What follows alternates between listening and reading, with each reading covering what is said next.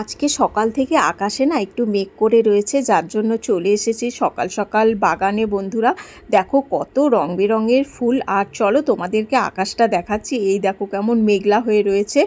ভাবছি যদি একটুখানি বৃষ্টি হয়, শুধু একটুখানি হলেই মনে হয় যেন গরমটা একটু কমবে, কারণ গরম কিন্তু একই রয়েছে, হাজার রোদ উঠুক কিংবা না উঠুক। তো চলো, আমার এই যে বারান্দায় কারি পাতা গাছটা দেখেছো কি সুন্দর পাতা এসেছে। আমি না প্রতিদিন চায়ের লিকার দিয়ে দিয়ে দিয়ে দিয়ে এই যে পাতা গজিয়ে নিয়েছি। গতকাল গিয়েছিলাম একটু ডিমার্টে, তো ডিমার্ট থেকে দেখো একজোড়া কাপ নিয়ে এসেছি। এই ধরনের কাপ কিন্তু আমার আগে একটা ছিল, যেটা পড়ে গিয়ে ভেঙে গিয়েছে। তো এবার কি করেছি, একসাথে দুটো নিয়ে এসেছি, যাতে একটা যদি কোনো কারণে ভেঙে যায় তাহলে আরেকটা ইউজ করতে পারবো। আর আমার মেয়ের জন্য চুলে ক্লিপ নিয়েছি। এই ক্লিপের কালারগুলো এত ভালো লাগছিল যে কি বলি। তো চলো মেয়েকে দেখি কি করছে। কি করছিস? পুতুলের জামাগুলোকে ধুচ্ছিস?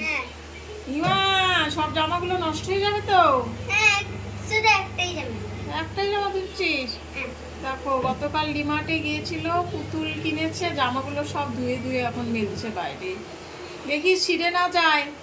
তো চলো, আমার তো বসে থাকার জন্যই চলো জামা কাপড়গুলো ধুয়ে ফেলি। তো মেশিনে দিয়ে দিয়েছি, গতকালের জামা কাপড় রয়েছে, গামছা টামছা সব কিছু রয়েছে, ভালো করে ধুয়ে দিচ্ছি। তো এখন যাব রান্নাঘরে। রান্নাঘরে কিন্তু প্রচুর মাছ চলে এসেছে। হানির বাবা গিয়েছিল বাজারে, তো বাজার থেকে নিয়ে এসেছে অনেক রকমের মাছ, তবে রুই মাছ করব আজকে। তো আজকে কি করেছি বলো তো, পাটায় মশলা বেটেছি, আমি মিক্সিতে বাটিনি। বেশ ভালো হয় কিন্তু পাটায় বাটা মশলা, খেতেও বেশ ভালো লাগে। তো কড়াইতে চলো তেল বসিয়ে দিয়েছি, মাছটা ধুয়ে একেবারে লবণ হলুদ মাখিয়ে নিয়েছি। তো এক এক করে দিয়ে মাছগুলোকে ভালো করে ভেজে নিই।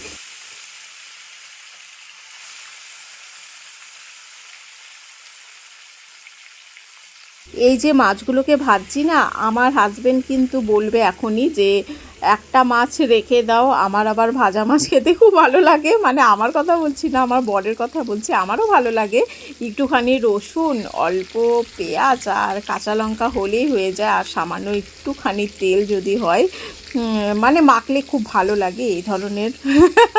আমার মানে মাছের ঝোলের থেকে বেশি মাছ ভাজাটাই আমার বর বেশি ভালোবাসে। তো একটুখানি কড়া করে ভেজে নিয়েছি, এক পিস মাছের জন্য রেখে দেবো এখান থেকে। আর আজকে বলছিল হানির বাবা যে কি দিয়ে করবে মাছের ঝোলটা। তো আমি বললাম যে অনেক দিন তো ফুলকপি দিয়ে করি না, তো ফুলকপি দিয়ে করি। মাছ তো অতটা সচরাচর খাওয়া হয় না, মাংসের পরিমাণটাই বেশি হয়। তো চলো, ফুলকপিগুলো ভালো করে ভেজে নিয়েছি, এবার রান্নাটা শুরু করে দিই।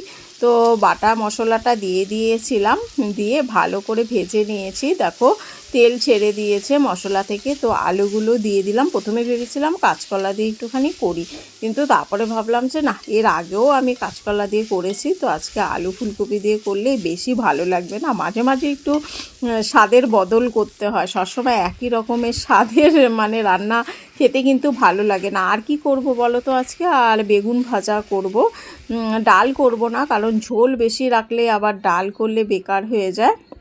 তো দেখো বাগানের ধনেপাতা দিয়েছি কিন্তু আমি ঝোলের মধ্যে, আর মাছের পিসগুলো এক এক করে দিয়ে দিচ্ছি। তো দিয়ে দিলাম, এবার একটুখানি নাড়াচাড়া করব। আর এর উপর দিয়ে কী দিয়ে দেবো বলো তো, একটুখানি ভাজা মশলা, যেটা জিরের গুঁড়ো হয়, তাহলে না খুব সুন্দর একটা স্মেল আসে। তো কড়াইটা কিন্তু আমার অনেক বড়, ঝোল কিন্তু অনেকটাই হয়েছে, জানি না ভিডিওতে কতটা বোঝা যাচ্ছে। ঝোল অনেকটা বেশি হয়ে গেছে। এখন একটুখানি ঢেকে দেবো, ঢেকে দিয়ে একেবারে স্নান টান করে খাওয়া দাওয়া করে তারপরে বন্ধুরা আবার ফিরে আসছি।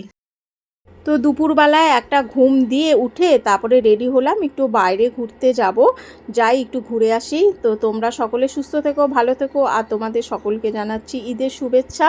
আবার দেখা হবে নেক্সট ব্লগে। ভালো থেকো, টাটা।